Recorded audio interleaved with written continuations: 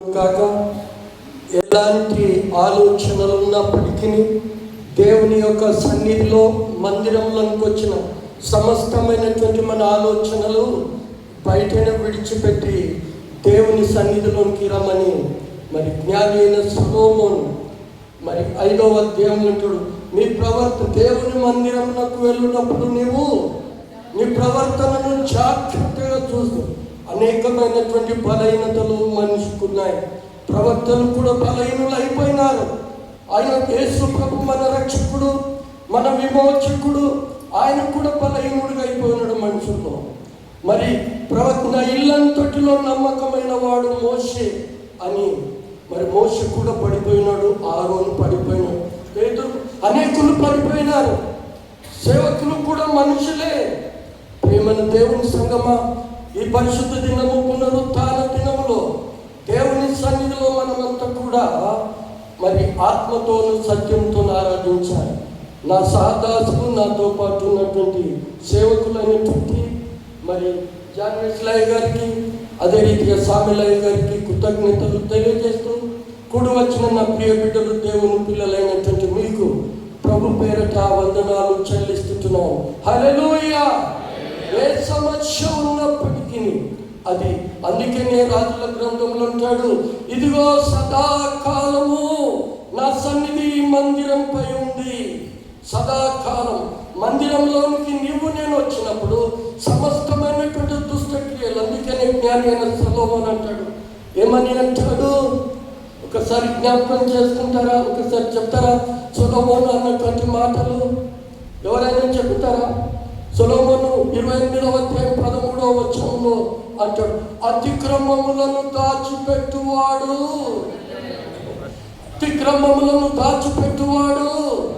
వర్ధిల్లడు. వాటిని ఒప్పుకొని ఈ సన్నిధిలో మనమంతా మందిరానికి రావాల్సినటువంటి కారణం ఏమిటి అనగా, ఈ వారంలో చేసినటువంటి మన ఆలోచనలు, మన తలంపులను దేవునికి వ్రతముంటే. అందుకని దావీదు అంటాడు, ఇదిగో నా యెహోవా నా ఆశ్రయదుర్గమా, నా నోటి మాటలు నా హృదయతనము ఉండాలని ఒప్పుకోవడానికి ఇక్కడ వచ్చినాము, కానీ ఏదో అద్భుతాలు చేయడానికి కాదు. అంతటి యేసు ప్రభు రక్షకుడు అన్నాడు, ఇదిగో ఈ మనిషి పుట్టని ఎడలా చాలా మేలు ఉండే అంటున్నాడు. అదే మరి ప్రవక్త అయినటువంటి మోషే ఇశ్రాయేలు ప్రజలు నడిపిస్తూ అనేకమైనటువంటి ప్రజల యొక్క తిరుగుబాటు చేసినప్పుడు, మాకు అరణ్యంలో సమాధులు లేవని అక్కడ ఐగుప్తులో నడిపించినవా, మాకు తాగడానికి అన్నప్పుడు దేవుడికి మొరపెట్టినప్పుడు మోషే, ఇదిగో నీ వెళ్ళి బండతో మాట్లాడు అన్నాడు. మాట్లాడా? ద్రోహులారా ఏంటి పడిపోలేదు మోషే? ఆ మాటలు రావచ్చా? చాలా మంది తెలియక ఇలాంటి మాట్లాడతారా? ఏమని ఇప్పుడు నేను చదివించింది ఏదో చదివించాను, 5వ అధ్యాయంలో, కానీ నాకు సహోదరుడు అడిగి 2 రోజుల క్రితము, అయ్యా ఈ మాటలు కావాలి, పేరు చెప్పాను, పేరు చెప్తే మళ్ళీ రకంగా అనుకుంటారు. ఏమంటారంటే మందస్సము అంటే మీకు ఎంతమందికో ఇక్కడ కూర్చున్నప్పటి నుంచి చదివించిన తర్వాత పరిశుద్ధాత్మ దేవుడు, మీరు నమ్మండి నమ్మకపోండి, నేను ఇక్కడ వచ్చినట్టు 4-5 అంశాల మీద నేను ప్రిపేర్ అయి ఉంటున్న మైండ్లో. ఆ పరిశుద్ధ గ్రంథ లేఖన పేపర్లు ఇలా తిరుగుతుంటాయి. కీర్తనకారుడు 40 అంటాడు, ఇదిగో పుస్తకపు చుట్టలో చుట్టబడి నా పేరు రాయబడినటువంటి, ఆ పుస్తకపు చుట్టలో రాయబడినటువంటి మన ప్రభు అయిన గురించి రాసిన ఆ పేపర్లు ఇలా తిరుగుతుంటాయి. నాకు ఈ పరిశుద్ధ గ్రంథం చేస్తే నాకు సహాయకుడు, నాతో పాటు తోడుగా ఉంటాడు. కాబట్టి సహోదరుడు, అసలు మందసం అంటే తెలిసిందా? మందసం అంటే ఏమిటి? ఎవరికి ప్రత్యక్షత అయింది? ఎవరు మందసాన్ని తయారు చేసినారు? ఆ మందసంలో ఏముంది? ఆ మందసం ఎక్కడ నడిపించబడింది? అనేకమైనటువంటి ఆధ్యాత్మికమైనటువంటి మర్మయుక్తమైనటువంటి ఆ మందసం లేకపోతే ఏమవుతుంది? నిన్న దినం కూడా చెప్పినప్పుడు నా యొక్క ఇది ప్రతి వారము నాకున్న సమయంలో ఇది ముద్రింపబడిన గ్రంథము ఏమిటి అన్నాను. తర్వాత ఆలోచించినాను, తమ్ముడు కాంతరవాడి ఏది కాదు, ముద్రించిన గ్రంథం ఏమిటి, ఆ గ్రంథంలో ఎందుకు ముద్రించబడ్డది, అది ముద్ర ఎందుకు వేయబడ్డది, ఆ గ్రంథంలో ఏముంది అన్న అంశం చెప్పాలని ఇంతవరకు చదివించారు. కూర్చున్న తర్వాత వాక్యం చదువుతున్నప్పుడు సహోదరుడు అడిగిన ప్రశ్న, అయ్యా మందసం అంటే తెలియదు, మందసం గురించి అది చాలా పెద్ద టాపిక్. ఉన్న సమయంలోనే అపోస్తలుడైన పౌలు ఇదిగో ఎఫెసీ పత్రిక 5వ అధ్యాయంలో అంటాడు, సమయమును పోనీక, సమయమును సద్వినియోగం చేసుకుంటూ అజ్ఞానుల వలె కాక జ్ఞానుల వలె. ఆ ఉన్న సమయంలో పరిశుద్ధాత్మ దేవుడు నాతో మనతో మాట్లాడుతున్న మాటలు మీ హృదయం అనే పలక మీద రాసుకోవాల్సిన అవసరము ఎంతైనా ఉంది.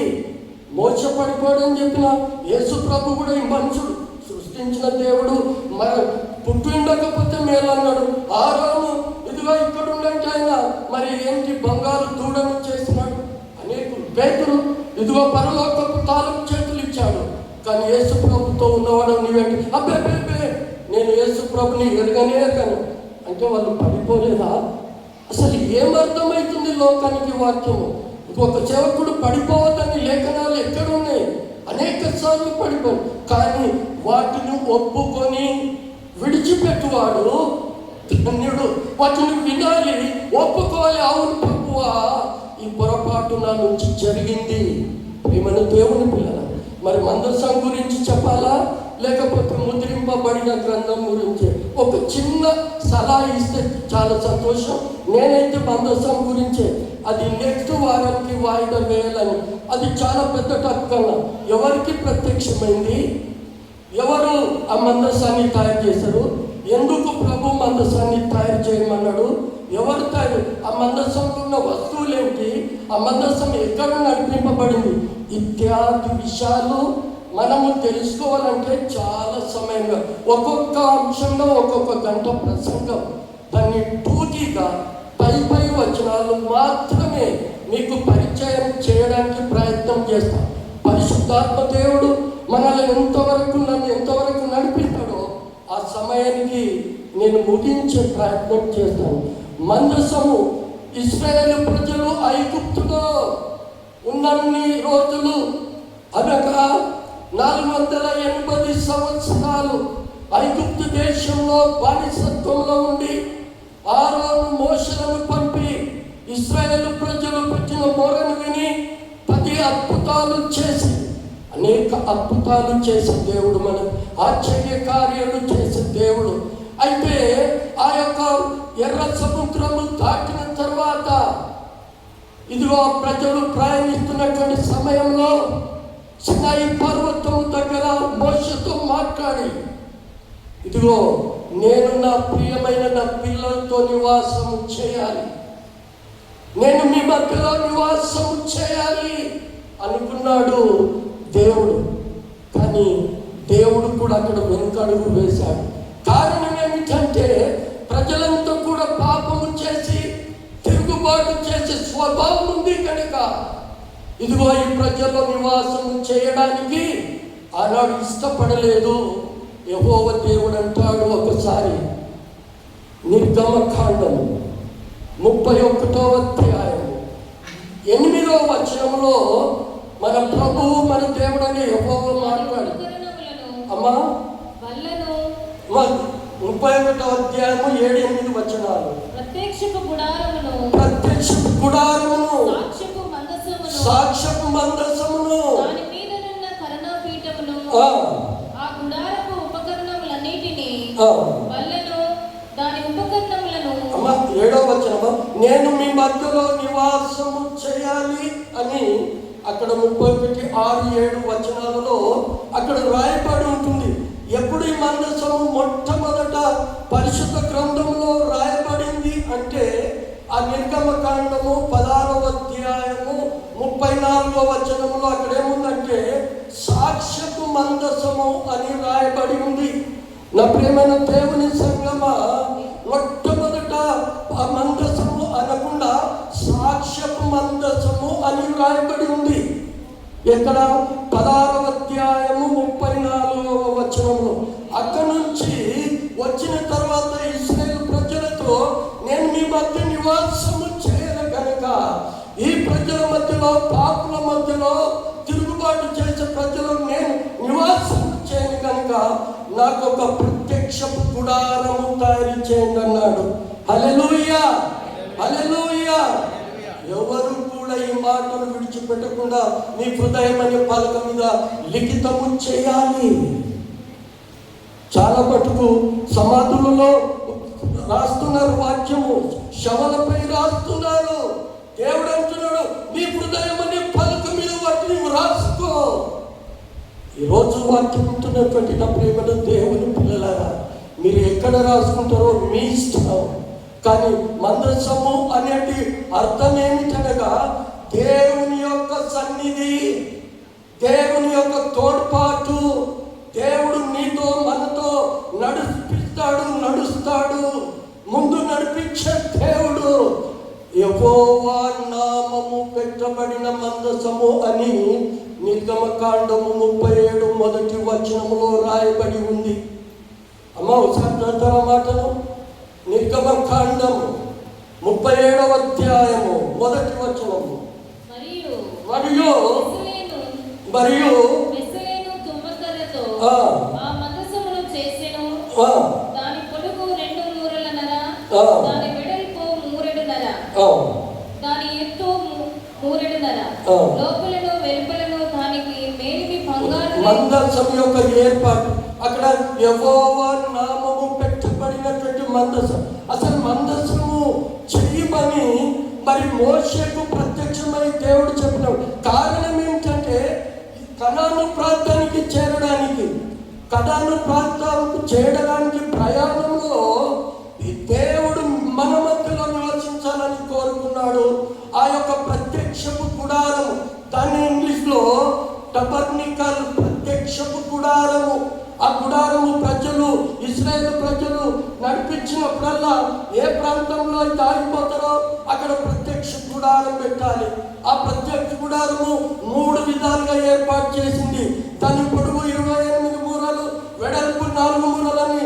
ఆ ప్రత్యక్షకు ఆ గుడారము ఏమిటంటే ఆవరణము, పరిశుద్ధ స్థలము, అతి పరిశుద్ధ స్థలము. ఆ అతి పరిశుద్ధ స్థలములోనికి సేవకులైనటువంటి, యాజకులైనటువంటి వారు సంవత్సరానికి ఒకసారి మాత్రమే ఇదిగో తనది కాని రక్తము తీసుకొని ఆ అతి పరిశుద్ధ స్థలంలో ఏముంది? అక్కడ బల్ల ఉంటుంది, సముఖపు రొట్టెల బల్ల. అమ్మ జాగ్రత్తగా మీరు గమనించండి. పరిశుద్ధాత్మ దేవుడు మాట్లాడుతున్నప్పుడు ఆ అతి పరిశుద్ధ స్థలంలో అక్కడ బల్ల ఉంటుంది. అంటే సముఖపు రొట్టెలు పెట్టడానికి బలిపీఠం ఉంటుంది. బలిపీఠం తర్వాత దీపవృక్షం ఉంటుంది. 7 దీపాలతో, మొగ్గలతో, బాదం పూలతో వికసించినటువంటి ప్రతినిత్యము తైలాభిషేకం. అనగా ఏం తైలము? అది ఎవరైనా చెప్తారమ్మా? ఏం తైలము? ఒలివ తైలం. గుడ్, వెరీ గుడ్, హల్లెలూయా.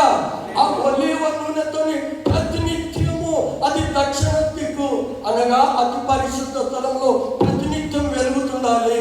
యాజకులు మాత్రమే సంవత్సరానికి వెళ్ళాలి. ఆ కారణం చేత అది ఆవరణములేమో గంగాళములే. ఇశ్రాయేలు 12 గోత్రాల వాళ్ళు ఈ ఆవరణం వెలుపల గుడారాలు వేసుకోవాలి. ఆవరణం దాకా అతి పరిశుద్ధ స్థలంలో గంగాళం ఉండాలి. ఆ గంగాళంలో నీళ్ళ పాపములు కడుక్కొని అతను అతి పరిశుద్ధ స్థలంలోకి యాజకుడు లేవీయుడు వెళ్ళాలి.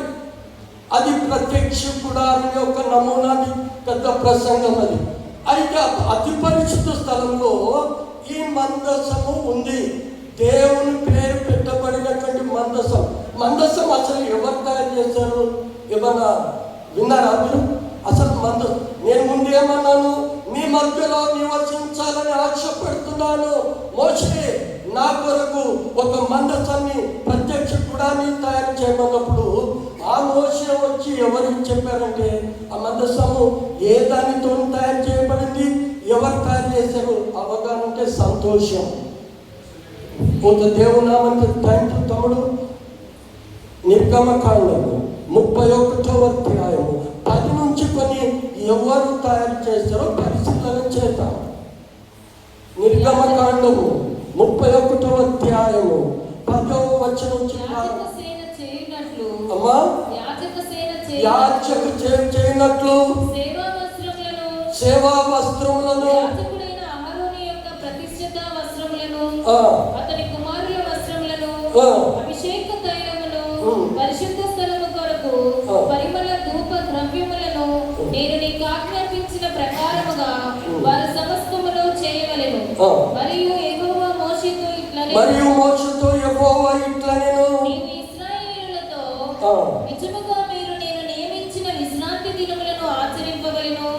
మిమ్మును పరిశుద్ధపరిచే యెహోవాను నేనే అని తెలుసుకున్నట్లు అది మీ తరతరములకును నాకును మీకును గుర్తగును. దేవుని నామానికి స్తోత్రము కలుగును కాక.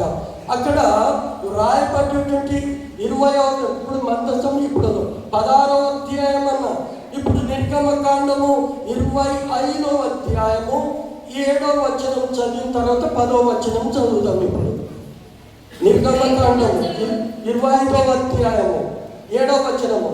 లేత పచ్చలు ఎఫోదుకును పదకములకును చెక్కు రత్నములు అనునవి నేను వారిలో నివసించినట్లు, బాగా గమనించండి, నేను వారిలో నివసించినట్లు వారు నాకు పరిశుద్ధ స్థలమును నేను వారిలో ఇంతకుముందు నోటి మాటల ద్వారా చెప్పినాము, నేను వారిలో నివసించినట్లు. అందుకనే క్రొత్త నిబంధనకు వచ్చే వరకు నా ప్రియమైన దేవుని సంగమ, ప్రభు అంటాడు, ప్రభు ఏర్పాటు చేసుకున్న అపొస్తలుడైనటువంటి పౌలు కొరింథీ పత్రిక 3:10 అంటాడు, ఇదిగో మీ హృదయము దేవుని ఆలయమై ఉన్నది. ఆనాడు సొలొమోను కట్టిన దేవాలయం తరువాత అయింది, కానీ దేవుడు 4 గోడల మధ్యలో నివాసము చేయడు నా హృదయములను. అందుకనే దావీదు అంటాడు, ప్రభువా నీవు బలిని కోరువాడవు కాదు, కోడి నెడలను నేను అర్పించుదును, విరిగి నలిగిన హృదయములను నీవు అలక్ష్యము చేయని వాడవు కనుక ఇదిగో పౌలు అంటాడు, ఇదిగో మీ హృదయము దేవుని ఆలయమైనదని మీరే కదా. ఇక్కడ అంటున్నాడు, నేను మీలో నివసించాలని ఆశపడ్డాను. మోషే నాకు ఒక పరిశుద్ధ స్థలాన్ని ఏర్పాటు చెయ్యి అన్నాడు. అది తర్వాత ఇప్పుడు 10వ వచనం 25వ అధ్యాయము. చదువు. వారు ఏమితో తయారు చేస్తున్నారు? మందసము తుమ్మకర్రతో ఒక మందసమును చేయవలెను. దాని పొడుగు అంటే ఇదే 37వ అధ్యాయంలో చూస్తే అక్కడ 2.5 మూడల పొడవు, 3.5 ఎత్తు, 3.5 వెడల్పు కలిగినటువంటి మందసము. దేవుడు ఆకాశములు పట్టజాలని దేవుడు ఆ పరిశుద్ధ స్థలిలో. అందుకని అంటాడు, సొలొమోను కట్టించిన మందిరంపై సదాకాలము నా సన్నిధి ఈ మందిరంపై నిలుస్తుంది. శిలో మందిరం కూడా అదే వేశాడు, కానీ దేవుడు శిలో మందిరాన్ని కట్టించాడు. శిలో మందిరం పైనట్టు సినాయి పర్వతం దగ్గర ఏర్పాటైన మందసము ఆ శిలోలో నుండి ఎక్కడ వాళ్ళు సినాయి నుండి శిలోకు రాలే, అక్కడి నుంచి నడిపించే మందిరము.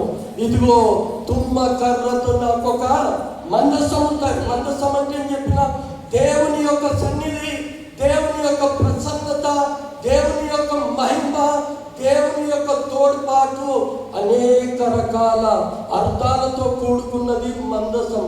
ఇప్పుడు మళ్ళీ చదవండి 10వ వచనం.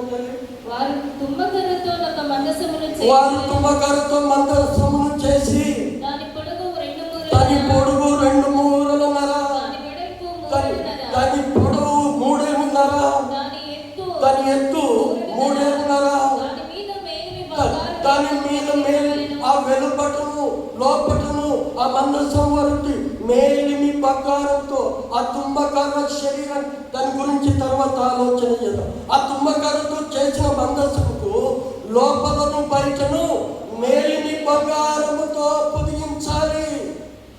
ఆ మందసము చేసిన తర్వాత ఇప్పుడు మనకు కావాల్సింది ఎవరు చేశారని కింద బెసలేలు. ఎవరు? యూదా గోత్రపు వాడైన ఊరు మన్మడు బెసలేలు. తర్వాత దాను గోత్రంలో నుంచి వచ్చినటువంటి అహోలియాబు అని ఇద్దరికి నేను ప్రపంచంలో అందరికంటే జ్ఞానము వివేకము దయచేసి ఇదిగో మోషే వరకు వచ్చి మీరు మందసాన్ని తయారు చేయండి, ప్రత్యక్షపు గుడారంలో ఈ మందసము అతి పరిశుద్ధ స్థలంలో పెట్టాలి. అప్పుడు బెసలేలు వీళ్ళు తయారు చేసిన ఆ మందసము ఎత్తు పొడవులన్నీ పళ్ళ, తర్వాత సముఖ రొట్టెలు, తర్వాత దీపవృక్షము, నైవేద్యము, బలిపీఠము అన్నీ కూడా అతి పరిశుద్ధ స్థలంలో ఉంచబడాలి. ప్రేమైన దేవుని పిల్లలారా, మందసము చేసిన తర్వాత దాని మీద ఏం చేయాలంటే కరుణా పీఠము తయారు చేయాలి. అంత కూడా బంగారమే, అంత కూడా బంగారమే.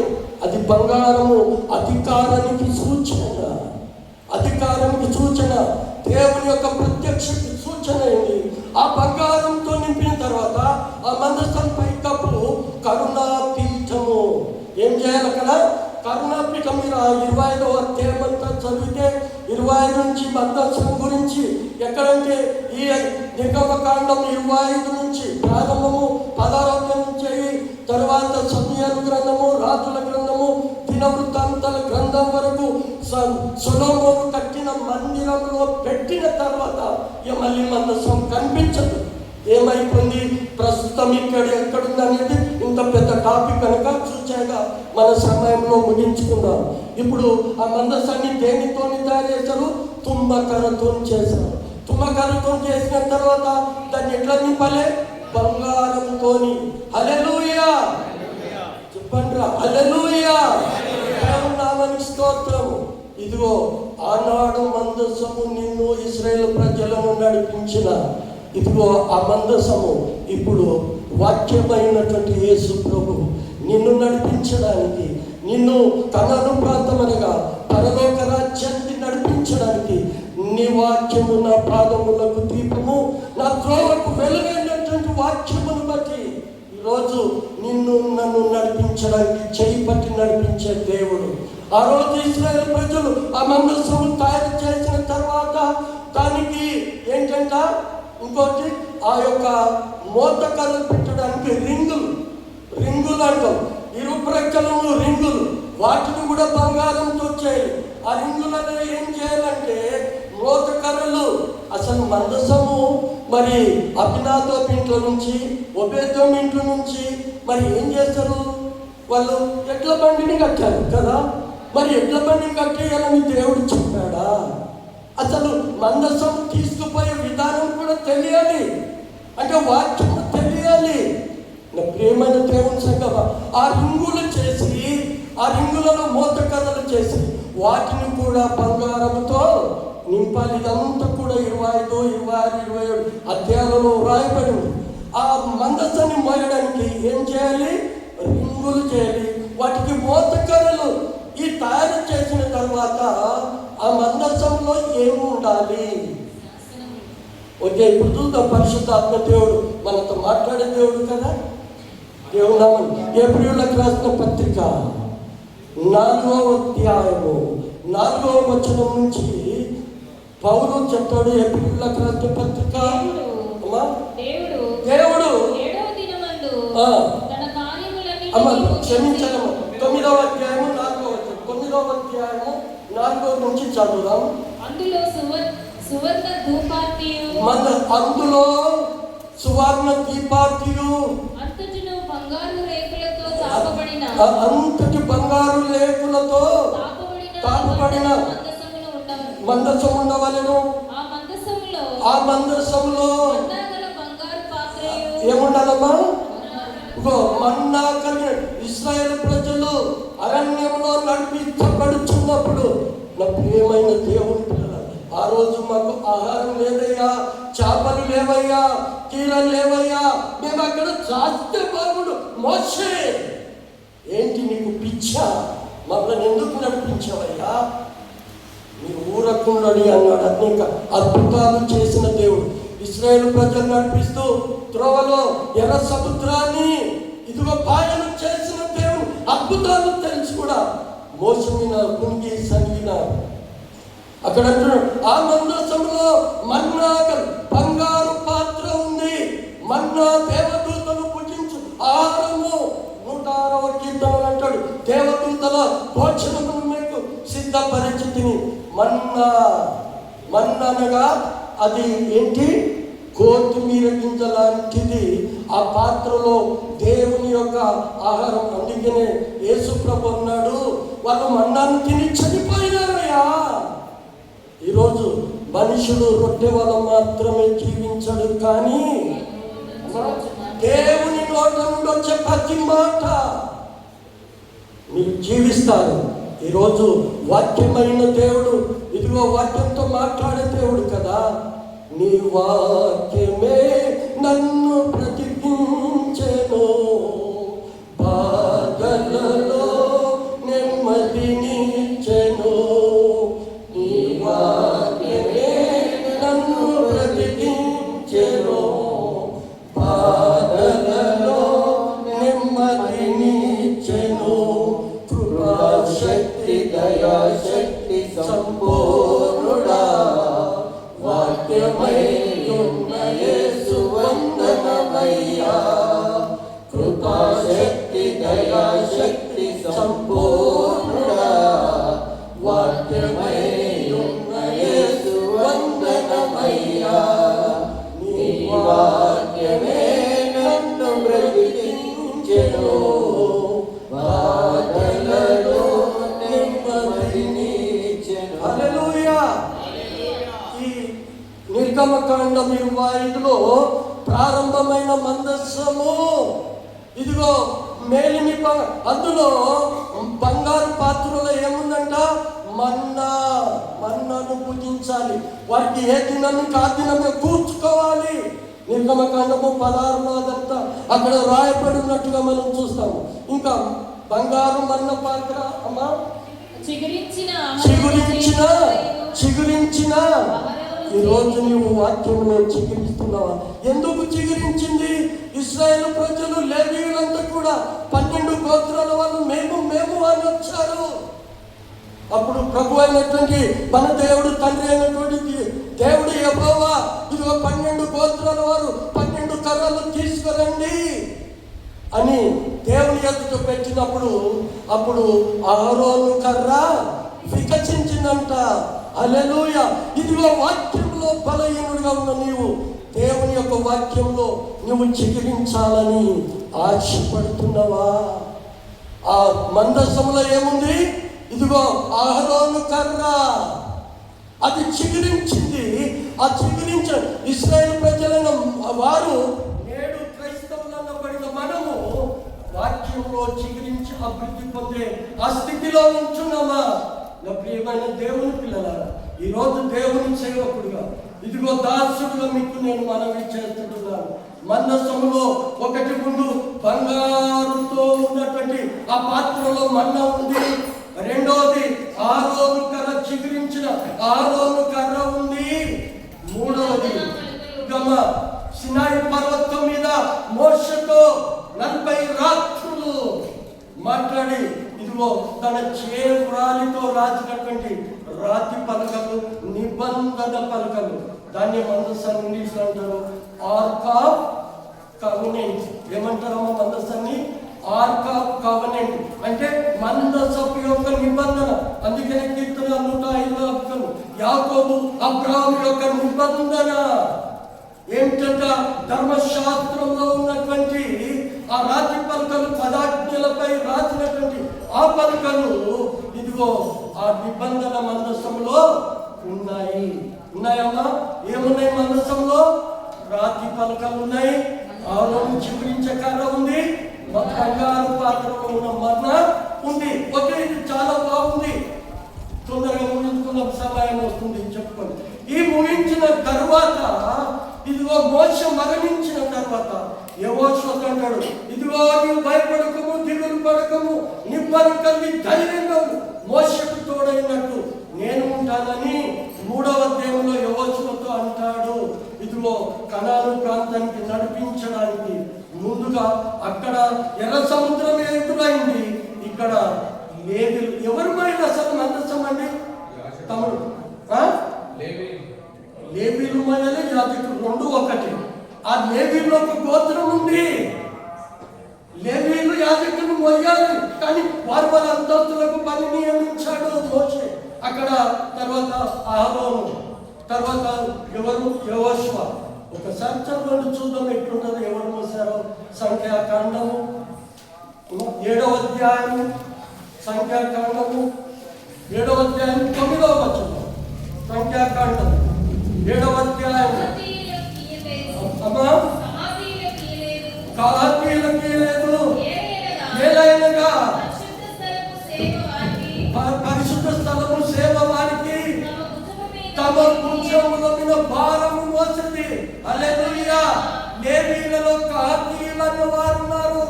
ఆ మందసం ఎవరు పోయలే? తమ్ముడు శివకుమార్ వినండి తమ్ముడు, మందసాన్ని ఎవరు పోయలే? ఎట్ల బండా? అందరు ఇశ్రాయేలు ప్రజల, లేవీల, ఎవరు పోయాలమ్మా? భారములు అతి పరిశుద్ధ స్థలంలో సేవ చేసి బరువులు మోయేవారు కహాతీయులు మోయాలి. ఇక్కడంతా ఉంది. యెహోషువ గ్రంథం 3వ అధ్యాయంలో ఇశ్రాయేలు ప్రజలకు, తర్వాత న్యాయాధిపతులలో ఉంది. సమూయేలు 4, 5, 6 అధ్యాయాలలో ఉంది. ఈ మందసం మోయించింది. సమూయేలు 2వ గ్రంథంలో ఉంది. అక్కడ ఇక్కడేమో పాడి అంటాడు, అక్కడ 2వ సమూయేలునేమో ఎడ్ల బండి అంటాడు. దివ్యోపదేశ ఖండంలో పోతే అక్కడ ఇదే మాట్లాడతాడు. మందసము దేవుని యొక్క తోడుపాటు. చాలా బాగుంది. ఆ యోర్దాను నది అడ్డం వచ్చింది. కారణం ఎట్లా? ఎరుకో పట్టణం దాటి కనాను ప్రాంతానికి పోవాలి. ఈరోజు ఎరుకాని శోధనలో ఉన్నవా నీవు? ఈరోజు సమస్యలో ఉన్నవా? ఇదిగో ఆ యోర్దాను అనే ఆ సమస్యను దాటుకొని పోతే నీ సమస్య నుండి నీ జీవితాన్ని పాపంలోని ఒప్పుకొని ఇదిగో వాటిని విడిచిపెడితే ఇదిగో యోర్దాను నది ఆ సమస్య నుంచి నీ ముందు కొనసాగుతావు. అప్పుడు యాజకులు మోస్తున్నారు. ఇదిగో వాళ్ళకు ముందు నడవాలి మందసం మోచేవారు. ఎవరు నడవాలి ముందు? నీ ముందు నడిచేవాడు ఎవరు? దేవుడు. నీ ముందు నడిచేవాడు మన యేసు ప్రభు. మందసం మోసుకుంటూ ఆ యోర్దాను నది దగ్గరకు వచ్చారు. యోర్దాను నది ఆ దాటగానే ఆ లేవీల యొక్క కాళ్ళు ఆ నీళ్ళలో ఇలా పెట్టారు. తమ్ముడు వింటున్నారా? యోర్దాను నది దాటాలి, కనాను ప్రాంతం దాటాలి. ఆ యోర్దాను నదిలో ఆ మందసం మోసుకుంటూ మందసం వెనక రావాలా, ముందు నడవాలా? ముందు నడవాలి. అంటే దేవుడు నిన్ను ముందు నడిపిస్తాడు. నేను లోకమునకు వెలుగై ఉన్నాను, ఆ వెలుగు ప్రసరించాలి. ఆ యోర్దాను నది దాటి మందసం ముందు మోస్తున్నారు. ముందు మోస్తూ యాజకుల కాళ్ళు ఏమైపోయినట్టమ్మా? ఆ నీళ్ళలో పడినప్పుడు ఏమైందట? యోర్దాను నది. ఈరోజు నీ జీవితంలో, నా జీవితంలో యోర్దాను అనే పెద్ద సమస్యలో నువ్వు కొనసాగుతున్నావేమో. ఆ యోర్దాను నదిని నువ్వు దాటుకొని పోవాలంటే, అది పాయంగా కావాలంటే ఇదిగో ప్రభు అయినటువంటి నేనే మార్గము, నేనే జీవము, నేనే సత్యము. ఆ ప్రభు మార్గంలో నీవు నేను నడవడానికి సిద్ధపాటు కలిగి ఉన్నావా? ప్రేమైనటువంటి దేవుని సంగమ, యోర్దాను నదిలో యాజకులు కాలు పెట్టగానే ఆ యోర్దాను నది ఏమైపోయింది? చీలిపోయింది. యోర్దాను దాటిపోయింది. మళ్ళొక సమస్య వచ్చింది. న్యాయాధిపతుల గ్రంథంలో ఎరుకో గోడలు అడ్డొచ్చినాయి. నీ జీవితంలో కూడా నీ జీవితంలో కూడా అనేక సమస్యలు, అనేక అవమానాలు పొందుకుంటున్నాయేమో. ఈ రోజు నా ప్రేమ అనేక ఇబ్బందులు ఎదుర్కొంటున్నాయేమో. ఆ యోర్దాను నది దాటినావు. ఇదిగో ముందు మళ్ళీ వచ్చింది ఎరుకో గోడలు. నీ సమస్యలు నీ జీవితంలో అనేకము నీవు అడ్డుకోవడాలుగా నిలుస్తున్నాయేమో. నీ ప్రభు మందసము. అందుకనే నిర్గమకాండము 33:14 అంటాడు, నా సన్నిధి నీతో వచ్చును. నా సన్నిధి, దేవుని సన్నిధి ఉండాలి. ఆ ఎరుకో గోడల కాడ ఆడ సమస్య వచ్చింది. యాజకులు, లేవీలు దూరదుతూ ఆ మందసం పట్టుకొని ఆ ఎరుకో చుట్టూ రోజుకొక మారు తిరగాలి. నువ్వు దేవుని వాక్యం చుట్టూ తిరిగే స్థితిలో ఉంటున్నావా? ఈరోజు వాక్యం వింటున్న నా సహోదరి సహోదరుడు, అద్భుతమైనటువంటి ఈ మందసం గురించి క్లుప్తంగా 2 నిమిషాలు ముగిద్దాం. యోర్దాను ఆ ఎరుకో గోడలు వచ్చినాయి. 7 రోజులు తిరగాలి కేకలు వేస్తూ. 7వ రోజు మందసం ముందు తిరుగుతుంది. ఆ ఇశ్రాయేలు ప్రజలంతా వెంబడిస్తున్నారు. 7వ రోజు గొప్ప బూరలు ఊదినప్పుడు కేకలు వేయాలి. కేకలు వేసినప్పుడు ఎరుకో గోడలు ఏమైపోయినాయి? కూలిపోయినాయి. ఇంకొక విషయం ఏంటంటే సమూయేలు గ్రంథం 4 వాళ్ళు ఫిలిస్తీన్లతో యుద్ధం చేస్తున్నారట. యుద్ధం చేసినప్పుడు ఎంతమంది ఓడిపోయారమ్మా? 4,000 మంది ఓడిపోయారు. తర్వాత మేము ఎందుకు ఓడిపోయినాము? దేవుని ప్రజలమైన మేము ఎందుకు ఓడిపోయినాము? ఓహో, దేవుడు మనతో లేడు, దేవుని సన్నిధి లేదు, ఆ శిలోవలో ఉన్నటువంటి ఆ మందసం తెప్పండి అని దానిని పుక్కొల్పి పంపాడు. మందసాన్ని తీసుకొస్తుంటే దేవుని సన్నిధి లేదు. నువ్వు తిరుగుబాటు చేసే స్వభావం ఉంటే దేవుని సన్నిధి ఎక్కడ ఉంటుందండి? అందుకంటాడు, ఆకాశం ఆలకించు భూమి చేయము, నేను పిల్లలను పెంచి పెద్దవారిని, వాళ్ళు తిరుగుబాటు ప్రజల మధ్యలో నివసించాడు. అయినప్పటికీ ఇశ్రాయేలు ప్రజలు ఆ మందసాన్ని తెచ్చారు. తెచ్చి ఆ ఫిలిస్తీన్లతో ఓడిపోయారు. అయినప్పటికీ ఎందుకు? నా హృదయము దేవుని ఎదుట సరియలేదేమో, ఓడిపోతున్నావు. తర్వాత మందసం వచ్చింది. తర్వాత 30,000 మంది పోయారు. తర్వాత 50,000 మంది. అప్పుడు తిరుగుబాటు చేశారు. ఏమైనా దేవుని సంగమం నిన్ను నన్ను నడిపించడానికి, ఆనాడు మందసము నిన్ను నడిపించడానికి, ఈరోజు వాక్యమైనటువంటి దేవుని వాక్యము నిన్ను నన్ను మందసం వల్లే దేవుడు నీతో నాతో నడిపించడానికి ఆయన సిద్ధం కలిగి ఉన్నాడు. మందసంలో ఏమున్నాయి? మందసమనగా దేవుని సన్నిధి, అది బంగారంతో చేయబడింది. అది బెసలేలు అహోలియాబు తయారు చేసినారు. ఆ మందసము ఇశ్రాయేలు ప్రజలను నడిపించడానికి దేవునితో తోడ్పాటు దేవుని సన్నిధి ఉండి ఆ ప్రజలను నడిపింది. అందుకనే మోషే అంటాడు, మోషే ఇశ్రాయేలు ప్రజలతో, మోషే ఎందుకు ఇస్తావు? ఇదిగో యుద్ధము యెహోవాదే. ఈరోజు నువ్వు ఎరుకో గోడలు నీ జీవితంలో అడ్డొస్తున్నాయా? యోర్దాను నది నీ జీవితానికి అడ్డుపడుతున్నాయా? లేకపోతే ఎర్ర సముద్రం అక్కడ కూడా ఉన్నాడు మోషే. చూడు, వెనకాల ఫరో సైన్యము, ముందు ఎర్ర సముద్రం. ఏంటి మన పరిస్థితి? ఆలోచన చేయండి. ఆనాడు ఇశ్రాయేలు ప్రజలు నడిపించిన మందసం ఈరోజు మన ప్రభు అయినటువంటి యేసు ప్రభు, నేనే మార్గము అన్న ప్రభు వాక్యం చేత నేను నడిపిస్తున్నాడు. ఆ మందసమనే ఆ సదాకాలమున్న దేవుని సన్నిధి ఈరోజు నీ హృదయంలో దాచిపెట్టుకోవాలని ఆశపడుతున్నావా? నా ప్రియమైన దేవుని సంగమా, మందసము కంటే అద్వితీయమైనటువంటి దేవుడు యేసు ప్రభు నీలో నాలో నివసిస్తే ఇదిగో అనేకమైన సమస్యలు కదా. అతిక్రమములను దాచిపెట్టువాడు వర్ధిల్లడు, కానీ వాటిని విడిచిపెట్టి ఈ మందసం గురించి నిర్గమకాండం 16:25 నుంచి, ద్వితీయోపదేశ కాండం నుంచి, ఎక్కడ దినవృత్తాంతాల గ్రంథాల దగ్గర ఈ మందసం ఉంది. తీరా దావీదు తెచ్చి ఓబేదెదోము ఇంటి నుండి తెచ్చి ఎక్కడ పెట్టాడు? యెరూషలేము సొలొమోను కట్టిన దేవాలయంలో పెట్టాడు. అంతవరకు మందసం గురించింది. తర్వాత ఏమైపు చాలా మంది అంటారు అది యెరూషలేము గుడి కింద పాతి పెట్టారు, ఇంకెక్కడో దాచిపెట్టారు. మన యూట్యూబ్లలో దొరికింది. నాకు ఇది నాకు కూడా ఇంకా కొంచెం అన్నమాట. ఇప్పుడు అసలు మందసం ఎక్కడుంది, పరదైస్ ఎక్కడుంది? అయితే ప్రకటన గ్రంథంలో అపోస్తలుడైన యోహాను పరవశుడైనప్పుడు అక్కడ ఒక మాట మాట్లాడతాడమ్మా, చదివి ముగించుకుందాం. 11వ అధ్యాయము 19వ వచనంలో అపోస్తలుడైనటువంటి యోహాను చెప్తున్నమాట. అది ఎంతవరకు నిజం అనేది మనం అమ్మా, మరియు అమ్మ పరలోకమందు దేవుని ఆలయంలో తెరవబడిన దేవుని నిబంధన మందసము ఆయన ఆలయంలో. ఇది నేను చదివినాను. అవును ప్రభువా, ఎంతో మంది ఎక్కడుంది ఇక్కడుంది అంటున్నారు. ఇక్కడేమో అపోస్తలులు ఆ పరలోకంలో దేవుని సన్నిధిలో దేవుని మందసము నిబంధన మందసం కలిగిన ఎక్కడున్నప్పటికీ మనకు సమస్య లేదు. దేవుడైనటువంటి మన ప్రభువు, మన రక్షకుడు యేసు ప్రభు నీతో మనతో ఉన్నాడు. హల్లెలూయా. దేవుడు అట్టి కృప మనందరికీ దయచేయను గాక. ఆమె చిన్ని ప్రార్థన చేసుకుని ముగించుకుందాం. పరిశుద్ధుడమైనటువంటి మా పరలోకపు తండ్రి, కృపగల ప్రభువా, బహున్నతుడా, జీవం కలిగిన తండ్రి, ఇది ఆనాడు ఇశ్రాయేలు ప్రజలు నడిపించడానికి, మీరు మా మధ్యలో నివసించడానికి పరిశుద్ధ స్థలము కావాలి, మందసము కావాలి. ఆ మందసంలో నా సన్నిధిని ఉంచుతానని వాగ్దానము చేసిన గొప్ప దేవుడు, ఈరోజు మా హృదయంలో మీరు ఉండండి ప్రభువా. మా హృదయంలో మీరు నివాసము చేయండి. మీరు మమ్మల్ని నడిపించమని మా ప్రభువైన యేసు క్రీస్తు పేరట అడిగి వేడుకుంటూ ప్రార్థిస్తున్నాము తండ్రి. ఆమేన్, ఆమేన్.